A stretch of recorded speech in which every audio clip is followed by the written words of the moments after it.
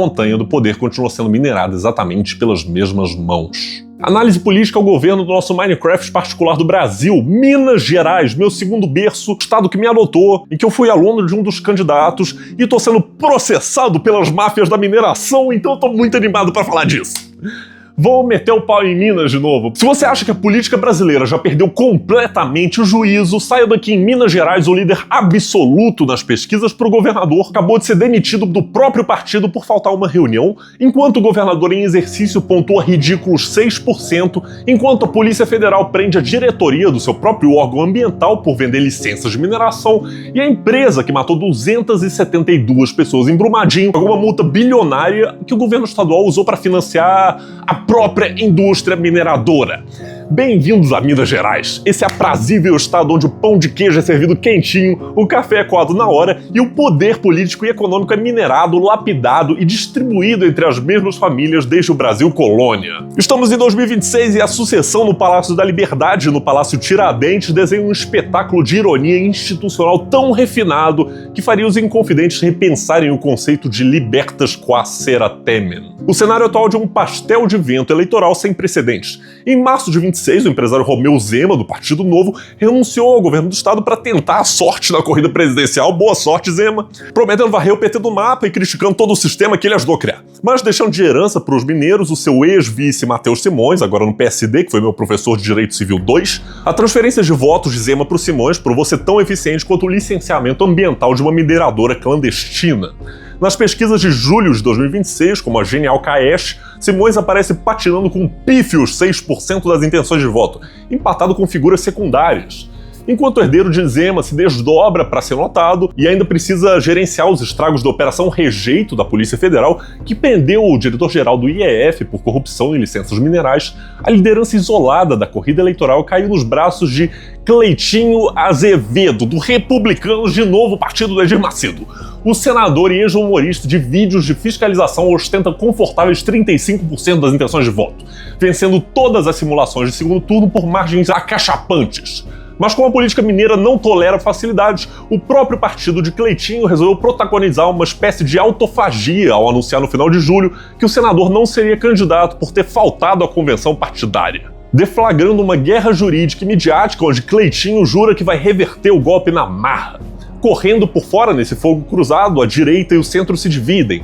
Alexandre Calil, do PDT, tenta a sorte pela segunda vez, acumulando 12% das intenções de voto, embalado pela notícia mágica de 23 de julho de 26, quando a 5ª Câmara Civil do TJMG absolveu ele por unanimidade do caso do Clube dos Caçadores das Mangabeiras, envolvendo seus direitos políticos bem a tempo de disputar o pleito.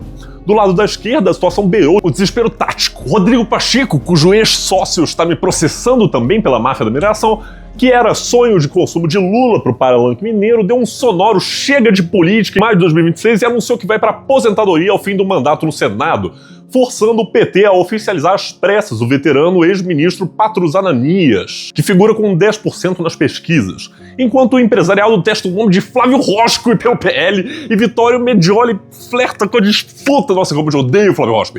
Para compreender essa maçaroca eleitoral de 2026, é preciso entender que o poder em Minas Gerais se apoia num tripé histórico quase inabalável, formado por dinastias bicentenárias, pela força esmagadora da mineração e por um oligopólio de mídia controlada por figuras politicamente ativas. No topo desse altar aristocrático repousa a família Andrada, apontada por historiadores como a dinastia política mais antiga do Brasil, que comanda a região de Barbacena há mais de 2 séculos. É dona da Unipac, mantém Lafayette Andrada na Câmara dos Deputados e ocupa cadeiras vitais no Tribunal de Contas do Estado com Antônio Carlos Andrada. Detalhe, os Andrada estão ininterruptamente no poder desde o Império. Do lado dos Andrada reluz o Império Neves, fundado por Tancredo Neves e perpetuado pelo seu neto Aécio Neves, hoje deputado federal pelo PSDB. Eu achei que ele tivesse preso, mas aparentemente não. Cuja trajetória recente é uma verdadeira obra-prima de engenharia jurídica brasileira. Todos os inquéritos da Lava Jato e da Odebrecht miravam Aécio por alegadas propinas milionárias que foram pacientemente arquivadas pelo Supremo Tribunal Federal entre 2018 e 2024, permitindo que o cacique tucano mantenha sua influência intacta enquanto sua família administra velhas concessões de rádio no interior. E a gente não pode esquecer do clã Newton Cardoso, cujo herdeiro Newton Cardoso Jr. já figurou no Panama Papers, enquanto gerencia negócios de madeira e jornalismo. Mas se essas famílias dão as cartas na política, quem paga a conta e dita os rumos do orçamento é a grande mineração.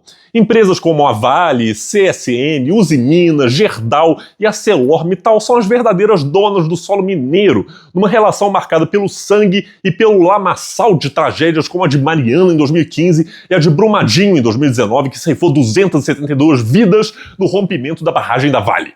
Para fechar a ferida de Brumadinho, o Estado assinou um acordo em 2021, 37,68 bilhões de reais, dos quais mais de 11 bilhões foram geridos diretamente pelo governo estadual, gerando acusações ferozes de movimentos sociais de que a verba estaria sendo usada para financiar planos estaduais que favorecem as próprias mineradoras.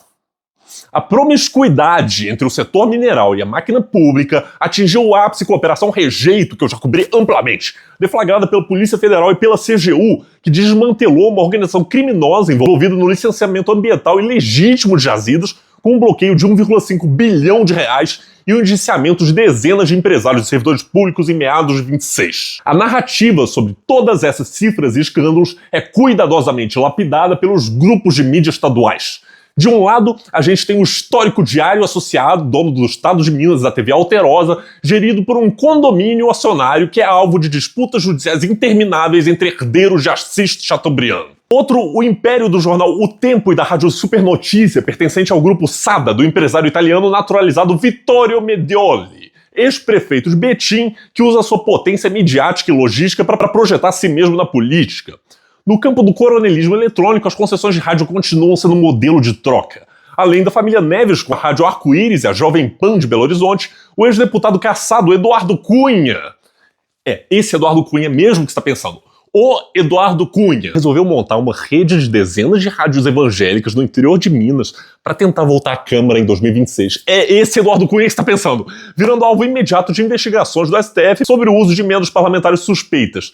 Toda essa engrenagem encontra sua câmara de eco e blindagem no Tribunal de Contas do Estado de Minas Gerais, o TCMG. Por que o TCE está sempre envolvido? Historicamente transformando naquilo que a imprensa jurídica chama abertamente de moeda de barganha política.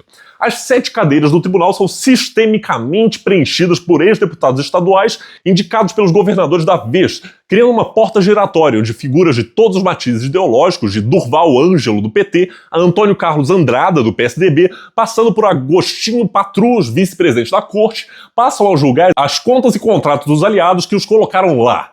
Para ornamentar esse ecossistema, costuma-se recorrer ao romantismo das sociedades fraternais e à maçonaria mineira, cujas 3 potências regulares, a Grande Loja, o Grande Oriente de Minas e o GOB Minas Gerais, de fato reúnem a elite econômica e jurídica de Belo Horizonte e do interior desde o século passado. O que é fato documentado e incontestável é a incrível capacidade de sobrevivência dos atores políticos mineiros diante dos escândalos.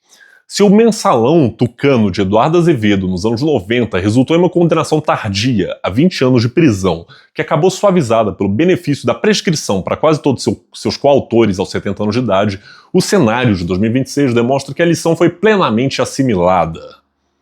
Minas Gerais chega ao pleito desse ano com um governador em exercício que tenta se descolar dos escândalos minerais da sua gestão, um líder nas pesquisas que precisa lutar contra o próprio partido para conseguir registrar a candidatura, uma oposição de esquerda envelhecida e sem viço e um eleitorado atônito diante de uma dívida bilionária com união que ninguém sabe como pagar.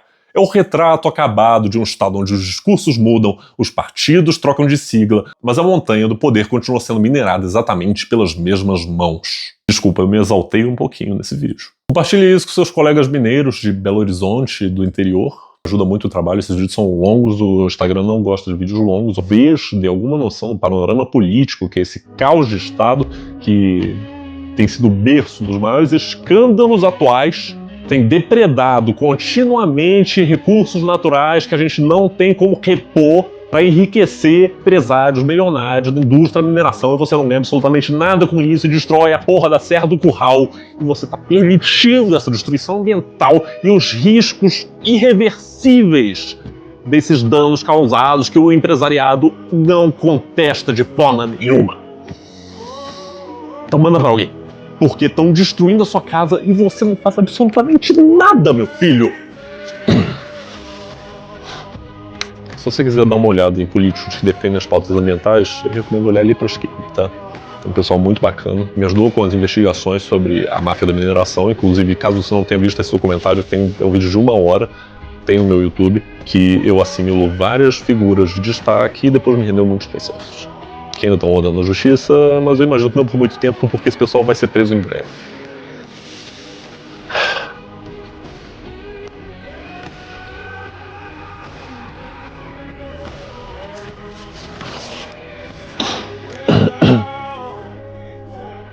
Eu nasci no Rio de Janeiro, eu cresci em Minas Gerais.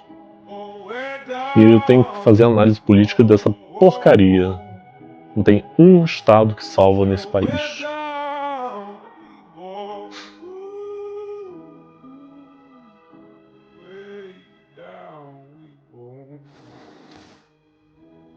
E o Romeu não é uma piada, tá?